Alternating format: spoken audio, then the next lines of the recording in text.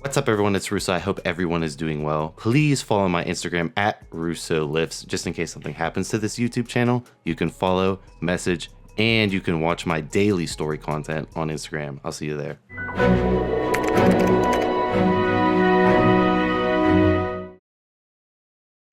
What's up, everyone? It's Russo. I hope everyone is doing well.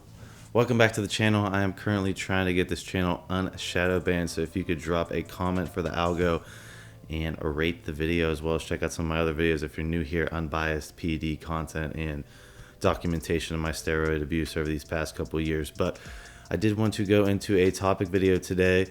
I get this question a lot, my Instagram DM box at Russo Lifts. So there's the plug and the ploy to follow me on Instagram and diversify my following off of this high risk channel. But basically going into, I'll say that there are endocrinologists in Europe who will prescribe testosterone, but they'll only do one shot every month of indecanate, which is the longest ester there is. Now, I wanted to go into injection frequency because that HRT could actually end up being worse than them just having low T, because when you do one shot, you're going to start up here and it's going down, it's going down, it's going down, it's going down. Boom, here comes the other shot. It's going down. It's going, you're having this dip. So even with something like an enthate, right? If you pin an enthate only twice a week, like the day before your next shot, you're much lower than, when you first got your shot. So my 2 cents Russo would be to do constant injection frequency, or to mix. You want to do I don't like pinning all the time, Russo. You're a pin cushion. I'm not. I'm just using HRT to replace my androgen. Fine. Do a lower injection and do a dermacrine or a testosterone cream every day, and still keep the androgen more constant, and just do the same overall milligram count total per week.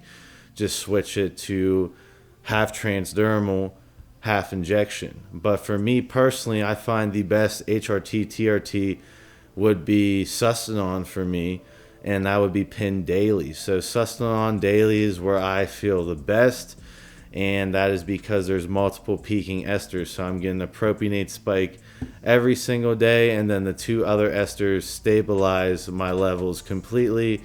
And when I do daily administration, so meaning if I want to cruise on, normally my cruise is around 300 mgs a test, which is, not really a cruise, but for bodybuilding, that's a cruise for some people. But basically, right, I would split up that 300 milligrams a day into 7 daily injections.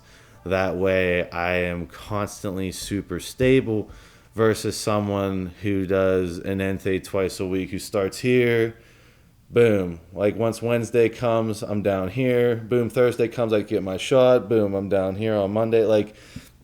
That is where a lot of the side effects occur, as far as fluctuations, as far as mood fluctuations.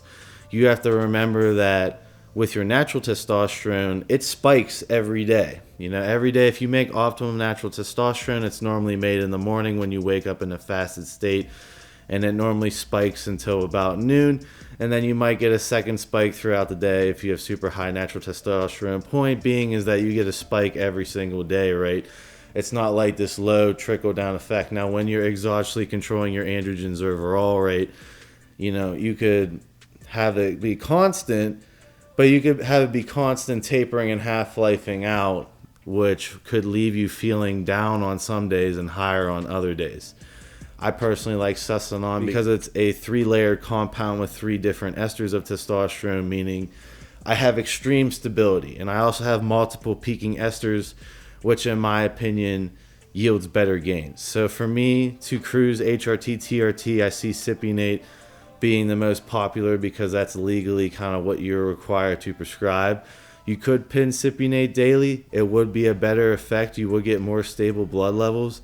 But I feel like for bodybuilding purposes, to cruise, Sustanon is the way to go if you want to deal with the multiple peaking esters, meaning that you're going to have more estrogen fluctuations because you have multiple peaking esters, meaning different estrogen conversions at different times makes it more complicated and makes you more prone to hair loss, acne, and estrogen if you don't keep that under control versus something like cypionate or an enthate. But overall, I think the point I'm trying to make here is that you want to keep the injection frequency, as frequent as you can to maintain as stable levels as you can, so you're not like super high one day, you're dipped off until that shock comes, and then boom, you're back up here. Like, there's no roller coaster ride. Remove the roller coaster ride out of HRT, TRT, and you'll find yourself mentally feeling a lot better. And with these doctors in Europe, doing 1 shot a month is absolutely insane, because the time they get back in there, they're probably fiending for that shot just to feel normal, which that is not what TRT, HRT is about all the time. So I will make my ploy that if you have a doctor like that who's not working with you, doesn't understand how, HRT, TRT works, feel free to contact my TRT clinic, Elevate Alternative. There's the plug. And we can get you situated with a medical professional all over the phone. Zero money taken unless you sign up. You get an absolutely free consultation to discuss your package and if you want to sign up or not. And you can by all means walk away. But I have fantastic reviews on people getting their shit sorted from their local doctor by Elevate. We get what TRT, HRT is about at Elevate. So I'll keep that in mind, but at the end of the day, you want to keep your levels as constant as possible, and you don't want any fluctuations. And like I said, if you don't want to inject every day, split it up. Do half transdermal, do half injection. Overall, same milligram count, maybe a little bit higher milligram count, because transdermal, you're going to lose some bioavailability as it passes through the skin. But just keep it around the same milligram count, but keep the frequency there, and you'll feel much better. And by all means, Elevate, we have nasal sprays for testosterone. We have creams. You don't need to inject at all if you don't want to.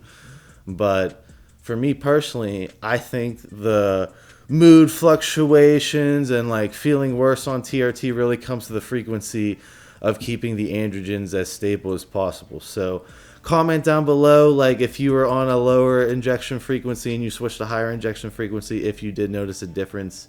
I will see you guys in my next video.